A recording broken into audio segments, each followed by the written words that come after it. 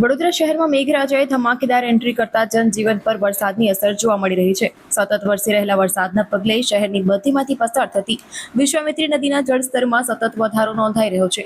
વિશ્વામિત્રી નદીનું પાણી હાલમાં પ્રથમ પગથિયા સુધી પહોંચી ગયું છે, જેને કારણે તંત્ર પણ પરિસ્થિતિ ઉપર સતત નજર રાખી રહ્યું છે। હાલ વિશ્વામિત્રી નદી આશરે 13 ફૂટની સપાટીએ વહી રહી છે। જો કે નદી હજી ભયજનક સપાટીથી ઘણી દૂર હોવાથી તાત્કાલિક કોઈ ખતરો નથી। તેમ છતાં ઉપરવાસમાં વરસાદ ચાલુ રહે અને શહેરમાં વધુ વરસાદ પડે તો જળસ્તરમાં વધુ વધારો થવાની શક્યતાઓ છે।